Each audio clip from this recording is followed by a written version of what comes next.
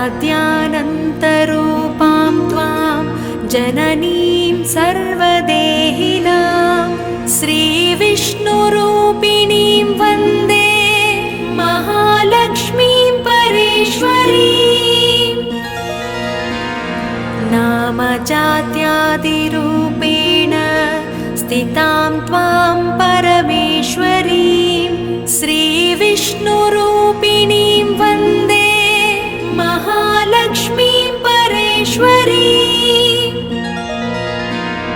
व्यक्ताव्यक्तस्वरूपेण कृत्स्नं व्याव्यन्यवस्थितं श्रीविष्णुरूपिणीं वन्दे महालक्ष्मीं परेश्वरीं। भक्तानन्दप्रदां पूर्णां पूर्णकामकरीं परां श्रीविष्णुरूपिणीं वन्दे महालक्ष्मीं परेश्वरीं। अन्तर्याम्यात्मना विश्वमापूर्वहृदि संस्थितां श्रीविष्णुरूपिणीं वन्दे महालक्ष्मीं परेश्वरीं। सर्पदैत्यविनाशार्थं लक्ष्मीरूपां व्यवस्थितां श्रीविष्णुरूपिणीं वन्दे महालक्ष्मीं परेश्वरीं। भुक्तिं मुक्तिं च दातुं वै संस्थितां करवीरके श्रीविष्णुरूपिणीं वन्दे महालक्ष्मीं परेश्वरीं। सर्वाभयप्रदां देवीं सर्वसंशयनाशिनीं श्रीविष्णुरूपिणीं वन्दे महालक्ष्मीं परेश्वरीं।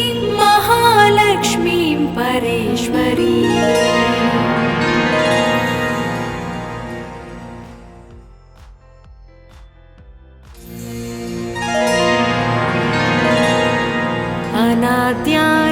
अनाद्यानन्तरूपां त्वां जननीं सर्वदेहिनां श्रीविष्णुरूपिणीं वन्दे महालक्ष्मीं परेश्वरीं। नामजात्यादिरूपेण स्थितां त्वां परमेश्वरीं श्रीविष्णुरूपिणीं वन्दे महालक्ष्मीं परेश्वरीं। व्यक्ताव्यक्तस्वरूपेण कृत्स्नं व्याव्यन्यवस्थितं श्रीविष्णुरूपिणीं वन्दे महालक्ष्मीं परेश्वरीं। भक्तानन्दप्रदां पूर्णां पूर्णकामकरीं परां श्रीविष्णुरूपिणीं वन्दे महालक्ष्मीं परेश्वरीं। अन्तर्याम्यात्मना विश्वमापूर्वहृदि संस्थितां श्रीविष्णुरूपिणीं वन्दे महालक्ष्मीं परेश्वरीं। सर्पदैत्यविनाशार्थं लक्ष्मीरूपां व्यवस्थितां श्रीविष्णुरूपिणीं वन्दे महालक्ष्मीं परेश्वरीं। भुक्तिं मुक्तिं च दातुं वै संस्थितां करवीरके श्रीविष्णुरूपिणीं वन्दे महालक्ष्मीं परेश्वरीं। सर्वाभयप्रदां देवीं सर्वसंशयनाशिनीं श्रीविष्णुरूपिणीं वन्दे महालक्ष्मीं परेश्वरीं। महालक्ष्मीं परेश्वरीं।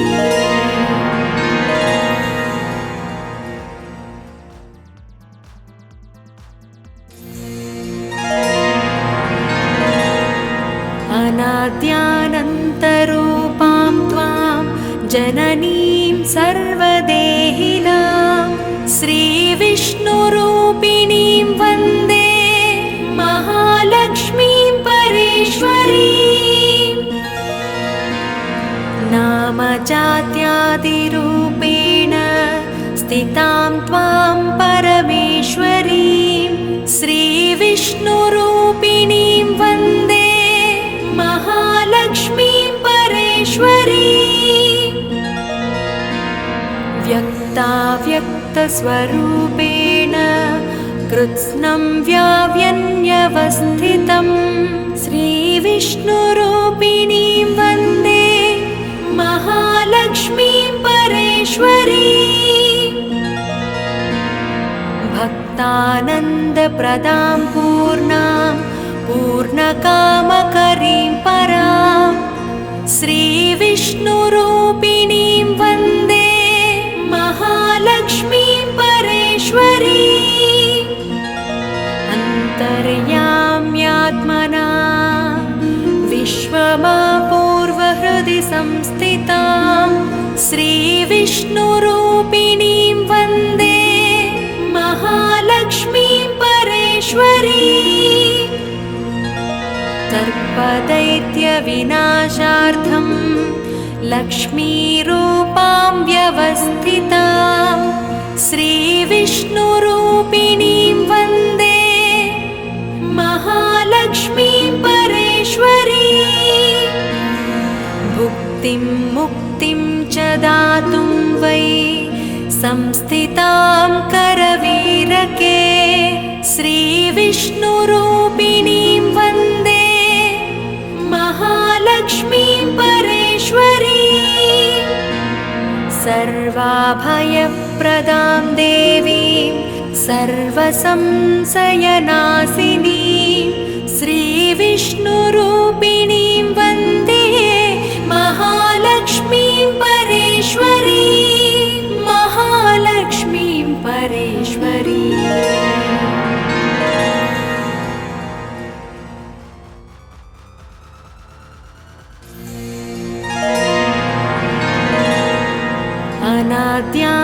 अनाद्यानन्तरूपां त्वां जननीं सर्वदेहिनां श्रीविष्णुरूपिणीं वन्दे महालक्ष्मीं परेश्वरीम्।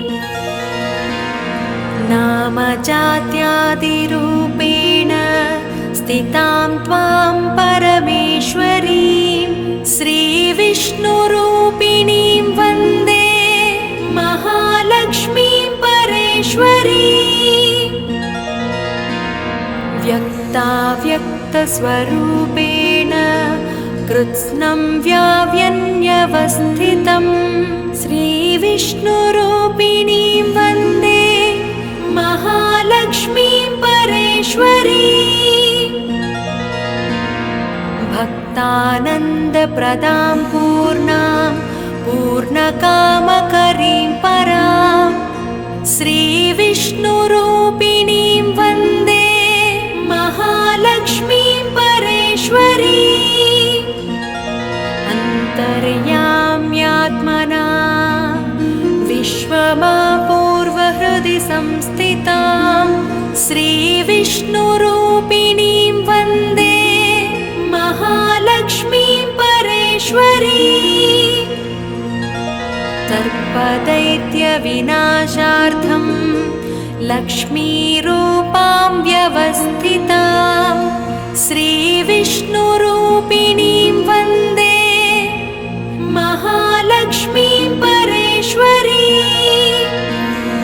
भुक्तिं मुक्तिं च दातुं वै संस्थितां करवीरके श्रीविष्णुरूपिणीं वन्दे महालक्ष्मीं परेश्वरीम्।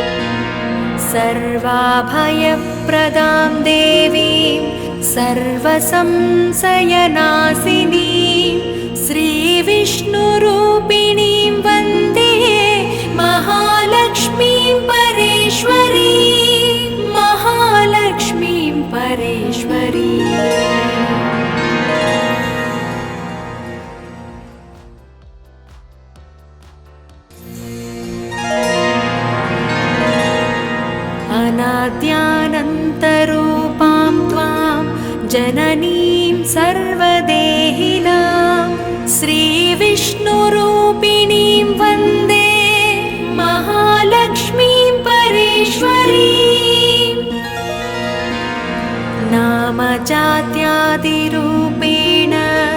स्थितां त्वां परमेश्वरीं श्रीविष्णुरूपिणीं वन्दे महालक्ष्मीं परेश्वरीं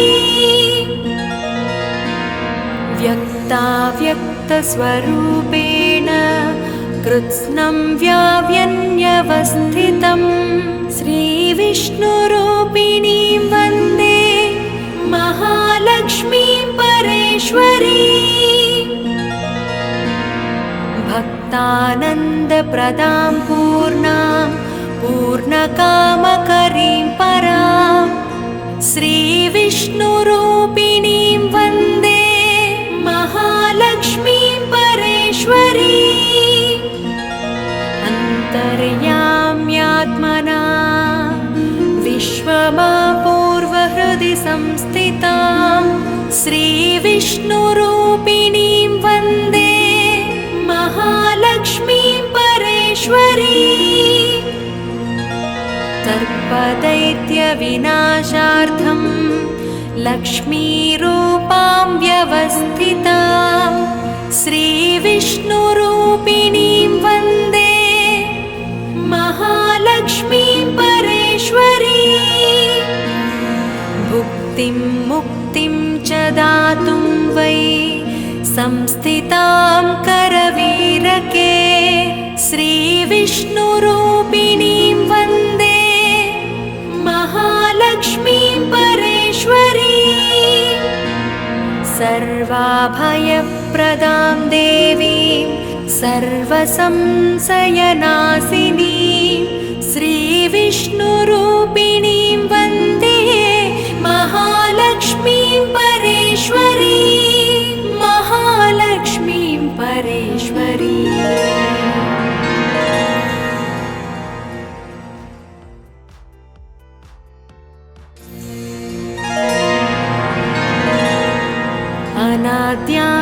अनाद्यानन्तरूपां त्वां जननीं सर्वदेहिनां श्रीविष्णुरूपिणीं वन्दे महालक्ष्मीं परेश्वरीं नामजात्यादिरूपेण स्थितां त्वां परमेश्वरीं श्रीविष्णुरूपिणीं वन्दे महालक्ष्मीं परेश्वरीं व्यक्ताव्यक्तस्वरूपेण कृत्स्नं व्याव्यन्यवस्थितं श्रीविष्णुरूपिणीं वन्दे महालक्ष्मीं परेश्वरीं भक्तानन्दप्रदां पूर्णां पूर्णकामकरीं परां श्रीविष्णुरूपिणीं वन्दे महालक्ष्मीं परेश्वरीं अन्तर्याम्यात्मना विश्वमापूर्वहृदि संस्थितां श्रीविष्णुरूपिणीं वन्दे महालक्ष्मीं परेश्वरीं सर्पदैत्यविनाशार्थं लक्ष्मीरूपां व्यवस्थितां श्रीविष्णुरूपिणीं वन्दे महालक्ष्मीं परेश्वरीं भुक्तिं मुक्तिं च दातुं वै संस्थितां करवीरके श्रीविष्णुरूपिणीं वन्दे महालक्ष्मीं परेश्वरीं सर्वाभयप्रदां देवीं सर्वसंशयनाशिनीं श्रीविष्णुरूपिणीं वन्दे महालक्ष्मीं परेश्वरीं महालक्ष्मीं परेश्वरीं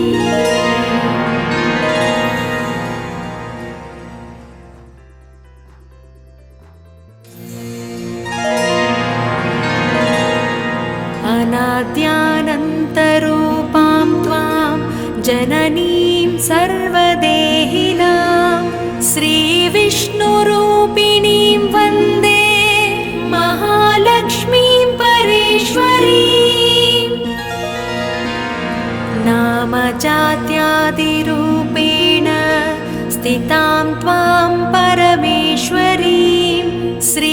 श्रीविष्णुरूपिणीं वन्दे महालक्ष्मीं परेश्वरीं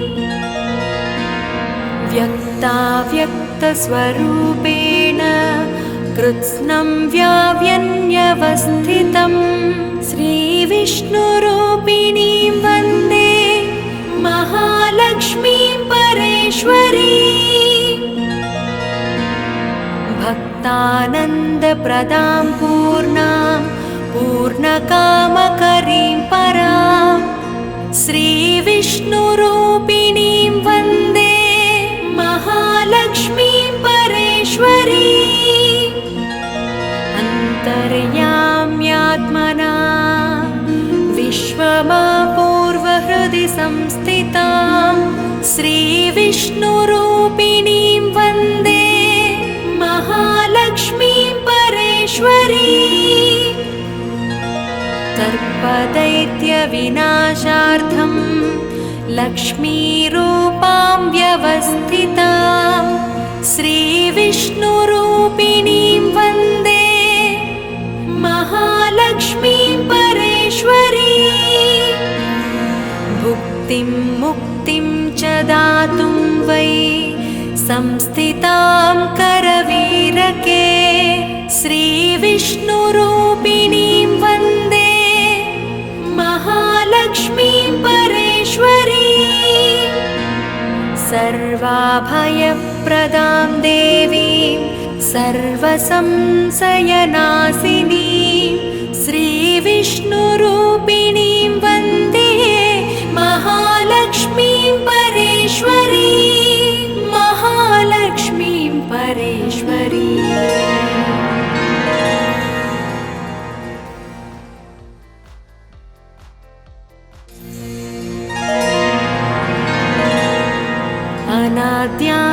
अनाद्यानन्तरूपां त्वां जननीं सर्वदेहिनां श्रीविष्णुरूपिणीं वन्दे महालक्ष्मीं परेश्वरीं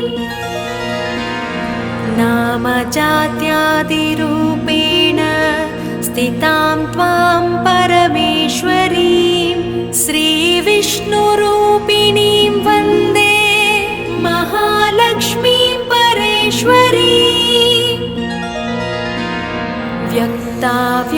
व्यक्ताव्यक्तस्वरूपेण कृत्स्नं व्याव्यन्यवस्थितं श्रीविष्णुरूपिणीं वन्दे महालक्ष्मीं परेश्वरीं भक्तानन्दप्रदां पूर्णां पूर्णकामकरीं परां श्रीविष्णुरूपिणीं वन्दे महालक्ष्मीं परेश्वरीं अन्तर्याम्यात्मना विश्वमापूर्वहृदि संस्थितां श्रीविष्णुरूपिणीं वन्दे महालक्ष्मीं परेश्वरीं सर्पदैत्यविनाशार्थं लक्ष्मीरूपां व्यवस्थितां श्रीविष्णुरूपिणीं वन्दे महालक्ष्मीं परेश्वरीं भुक्तिं मुक्तिं च दातुं वै संस्थितां करवीरके श्रीविष्णुरूपिणीं वन्दे महालक्ष्मीं परेश्वरीं सर्वाभयप्रदां देवीं सर्वसंशयनाशिनीं श्रीविष्णुरूपिणीं वन्दे महालक्ष्मीं परेश्वरीं महालक्ष्मीं परेश्वरीं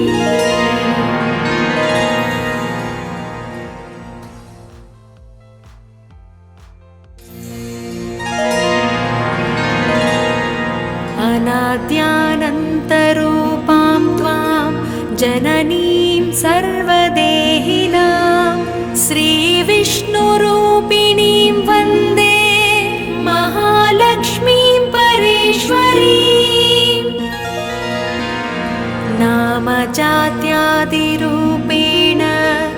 संस्थितां त्वां परमेश्वरीं श्रीविष्णुरूपिणीं वन्दे महालक्ष्मीं परेश्वरीम्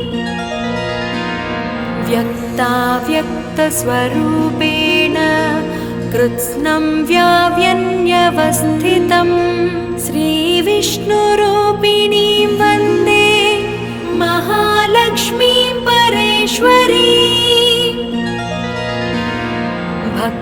भक्तानन्दप्रदां पूर्णां पूर्णकामकरीं परां श्रीविष्णुरूपिणीं वन्दे महालक्ष्मीं परेश्वरीम् अन्तर्याम्यात्मना विश्वमापूर्वहृदि संस्थितां श्रीविष्णुरूपिणीं वन्दे महालक्ष्मीं परेश्वरीम् सर्पदैत्यविनाशार्थं लक्ष्मीरूपां व्यवस्थितां श्रीविष्णुरूपिणीं वन्दे महालक्ष्मीं परेश्वरीम् भुक्तिं मुक्तिं च दातुं वै संस्थितां करवीरके श्रीविष्णुरूपिणीं वन्दे महालक्ष्मीं परेश्वरीम् सर्वाभयप्रदां देवीं सर्वसंशयनाशिनीं श्रीविष्णुरूपिणीं वन्दे महालक्ष्मीं परेश्वरीम् महालक्ष्मीं परेश्वरीम्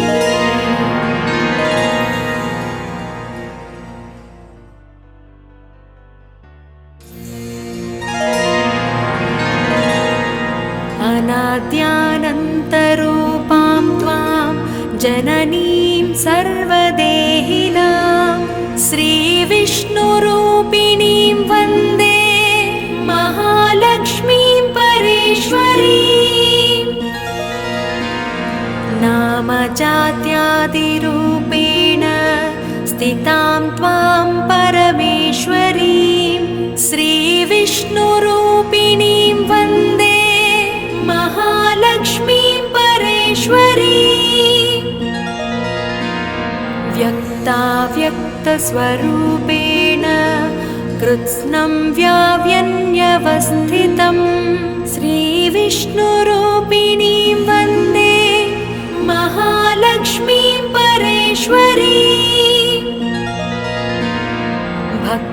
भक्तानन्दप्रदां पूर्णां पूर्णकामकरीं परां श्रीविष्णुरूपिणीं वन्दे महालक्ष्मीं परेश्वरीम् अन्तर्याम्यात्मना विश्वमापूर्वहृदि संस्थितां श्रीविष्णुरूपिणीं वन्दे महालक्ष्मीं परेश्वरीम् सर्पदैत्यविनाशार्थं लक्ष्मीरूपां व्यवस्थितां श्रीविष्णुरूपिणीं वन्दे महालक्ष्मीं परेश्वरीम् भुक्तिं मुक्तिं च दातुं वै संस्थितां करवीरके श्रीविष्णुरूपिणीं वन्दे महालक्ष्मीं परेश्वरीम् सर्वाभयप्रदां देवीं सर्वसंशयनाशिनीं श्रीविष्णुरूपिणीं वन्दे महालक्ष्मीं परेश्वरीम् महालक्ष्मीं परेश्वरीम्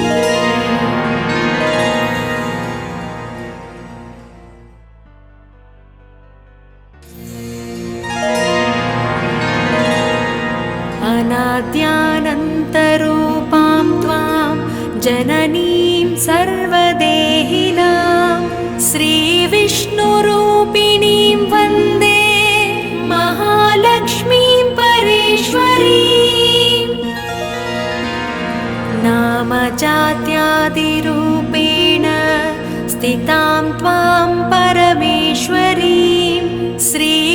श्रीविष्णुरूपिणीं वन्दे महालक्ष्मीं परेश्वरीं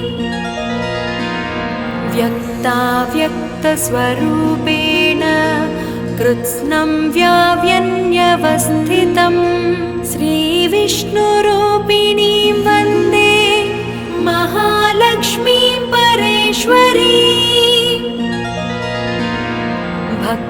भक्तानन्दप्रदां पूर्णां पूर्णकामकरीं परां श्रीविष्णुरूपिणीं वन्दे महालक्ष्मीं परेश्वरीं अन्तर्याम्यात्मना विश्वमापूर्वहृदि संस्थितां श्रीविष्णुरूपिणीं वन्दे महालक्ष्मीं परेश्वरीं सर्पदैत्यविनाशार्थं लक्ष्मीरूपां व्यवस्थितां श्रीविष्णुरूपिणीं वन्दे महालक्ष्मीं परेश्वरीं भुक्तिं मुक्तिं च दातुं वै संस्थितां करवीरके श्रीविष्णुरूपिणीं वन्दे महालक्ष्मीं परेश्वरीं सर्वाभयप्रदां देवीं सर्वसंशयनाशिनीं श्रीविष्णुरूपिणीं वन्दे महालक्ष्मीं परेश्वरीं महालक्ष्मीं परेश्वरीं